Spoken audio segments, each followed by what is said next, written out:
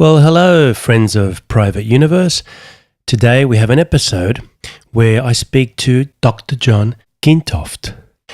He's an author, an autobiographer, and has a PhD in literature, specializing in autobiography. He wrote the preface for one of my books, and we discussed a little bit that book, Goodbye Charlie. We talked about Charlie's childhood, but more importantly, we talked a lot about Dr. John's childhood. We walked down the beach on a beautiful autumn windy day, and we talked a little bit about life, childhood in Sydney's West, and literature.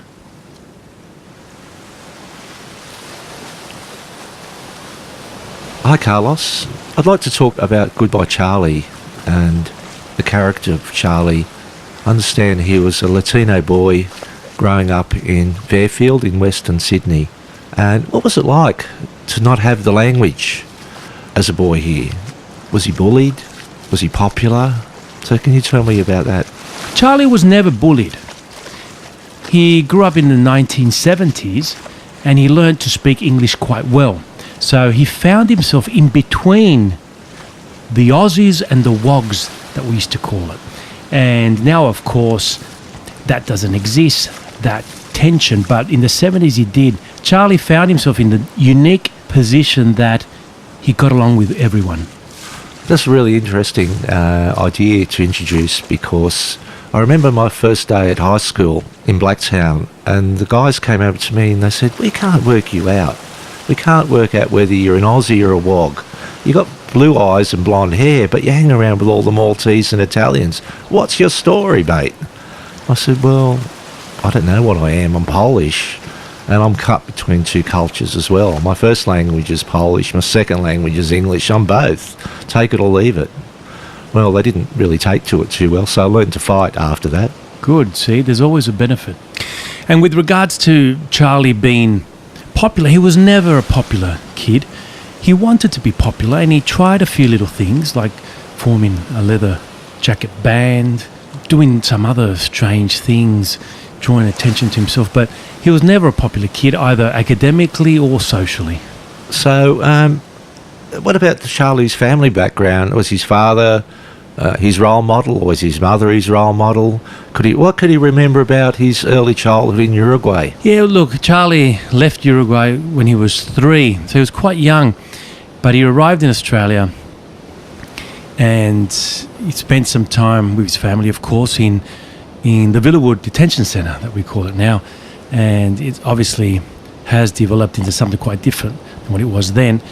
So he started off learning English at school pretty much immediately, because he started school quite young, at 4 years of age, and he assimilated very quickly.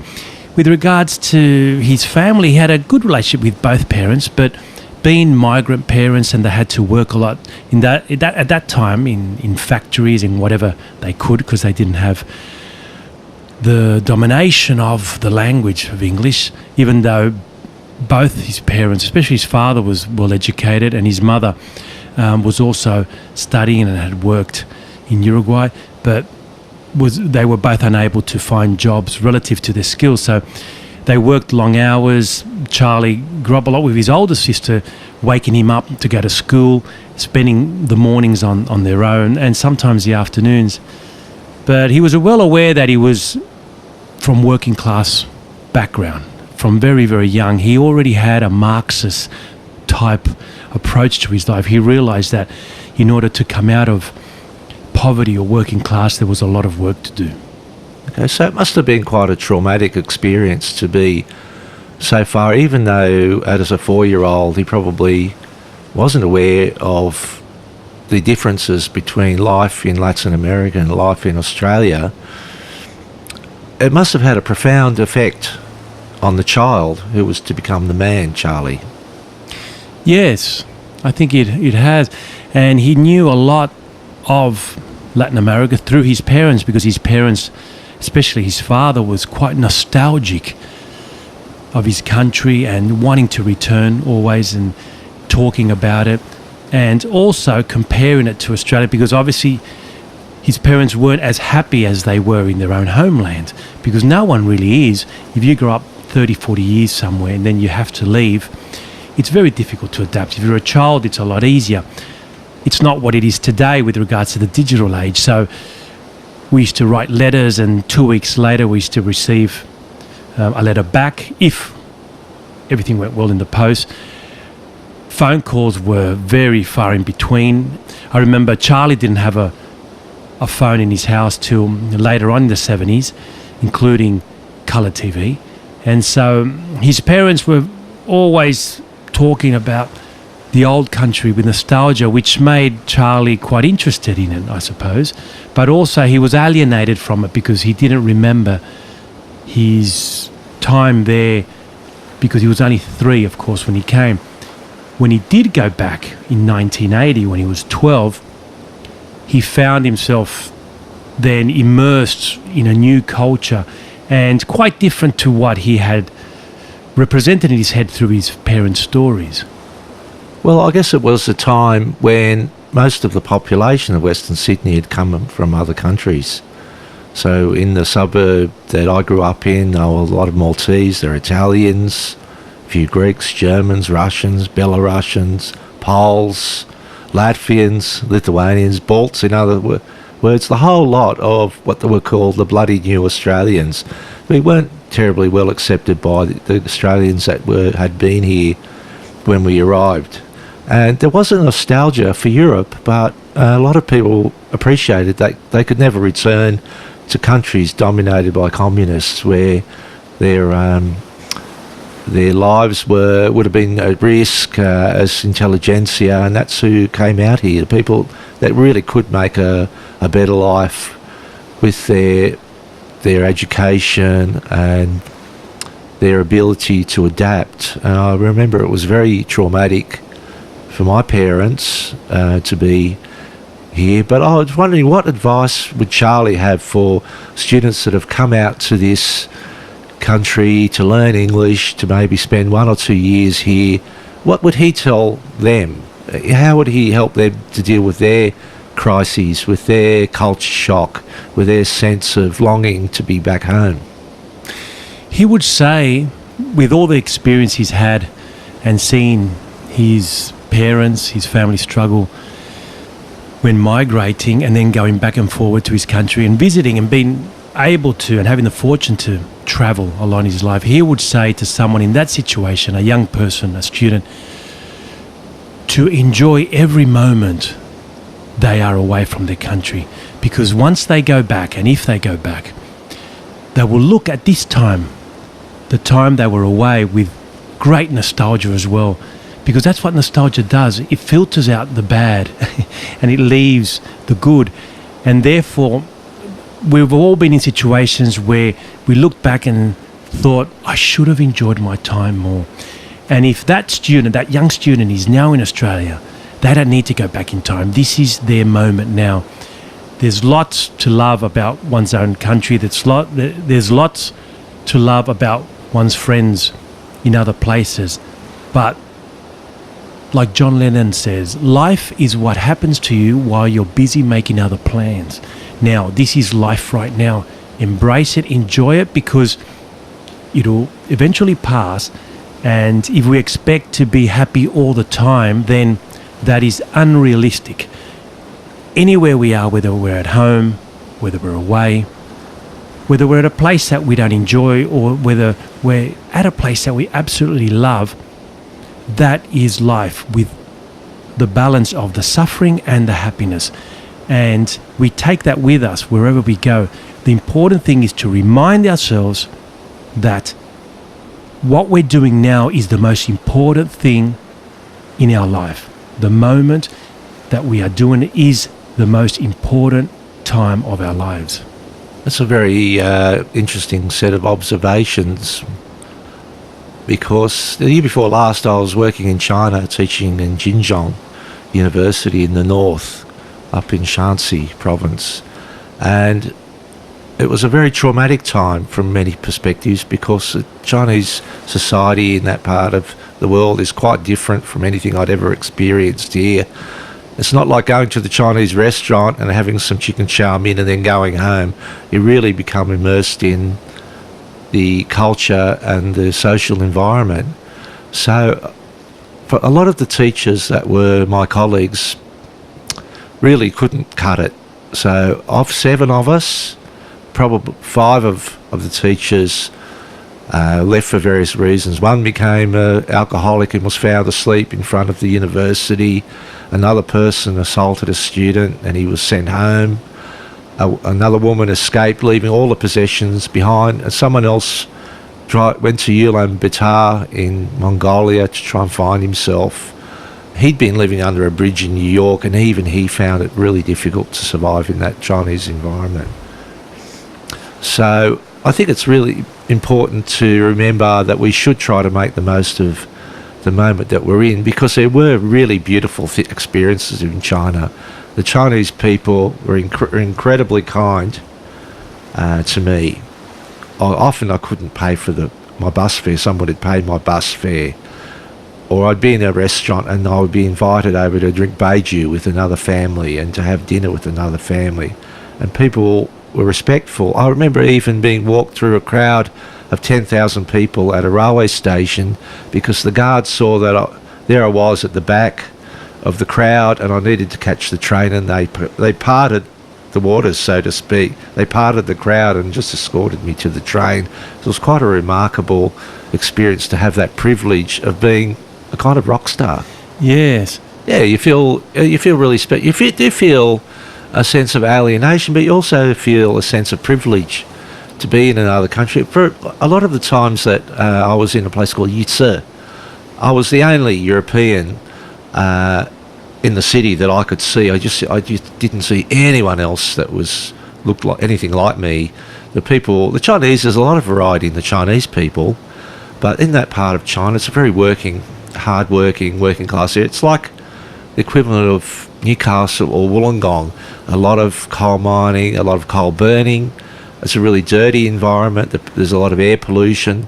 But despite that, there's a real richness to the generosity of the people.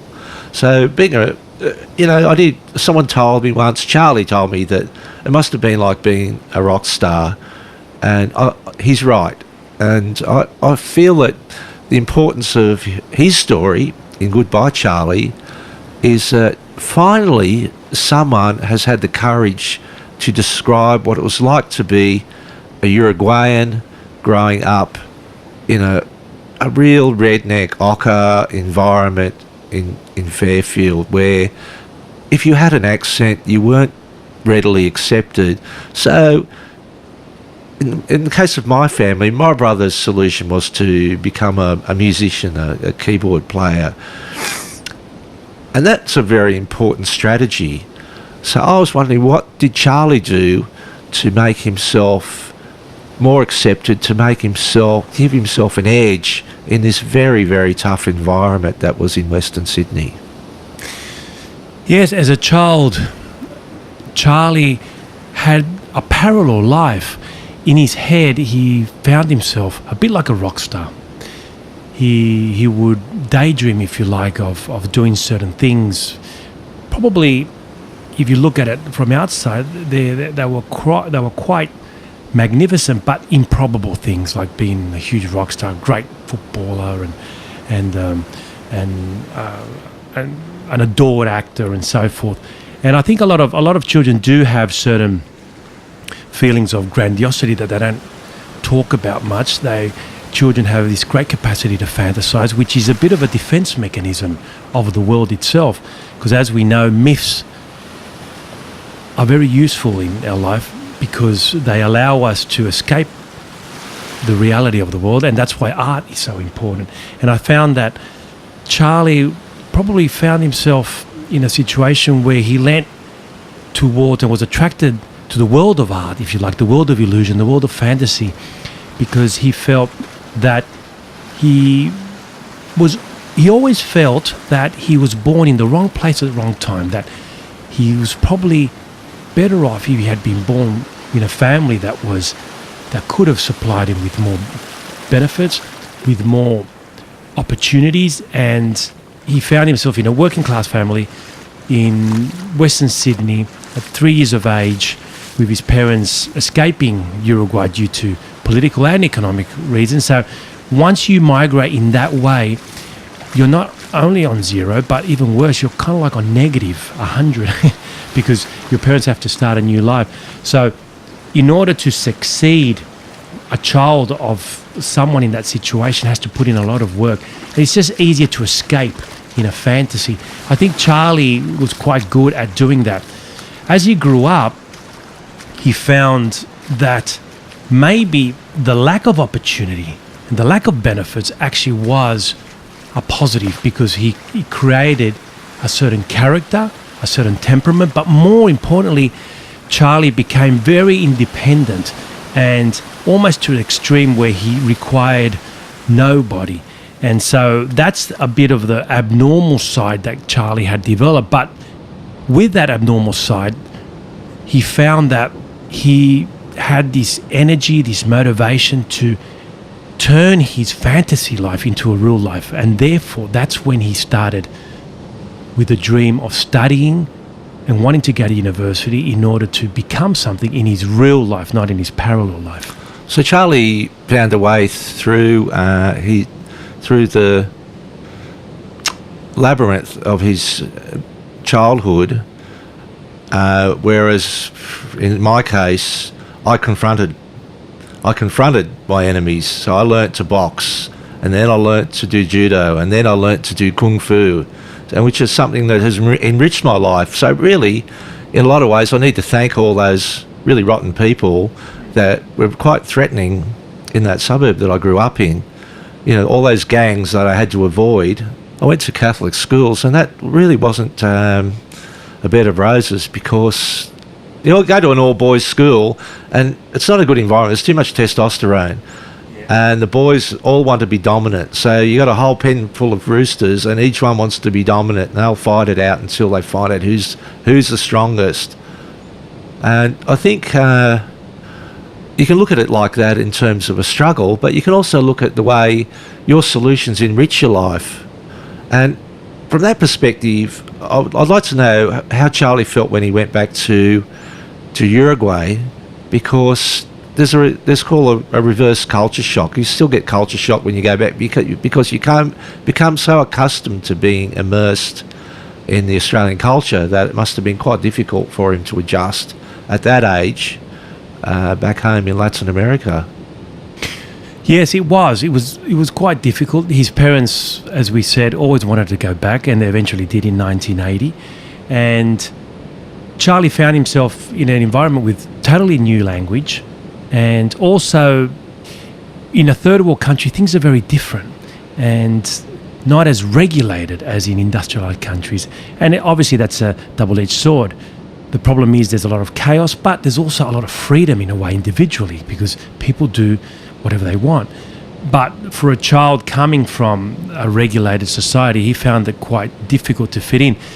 The hardest part was making friends and going to high school and learning the language, learning Spanish, and trying to pass all individual subjects, because in Uruguay you have individual subjects. You have 11 subjects in year 7, which that's where Charlie started. You have 13 subjects, including astronomy and music in year 2, and physics, chemistry, all that type of stuff. And each subject is individual, which means that if you're good at maths and you pass it, but you're not good at chemistry and you don't pass it, you won't pass the year. You won't go to the following year.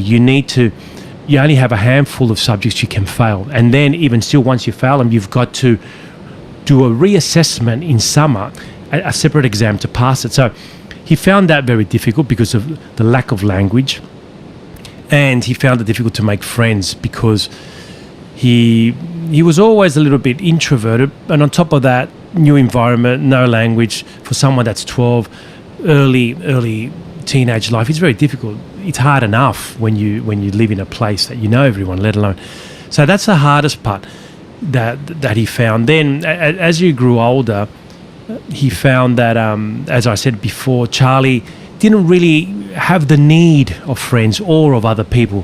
He found the strength within himself and the independence to be able to be happy and achieve what he wanted to achieve. That was episode 1 of my chat with Dr. John. We will continue this We kept walking down the beach and we got into a little bit of a discussion of philosophy, life, and art. Hope to catch up with you soon on Private Universe.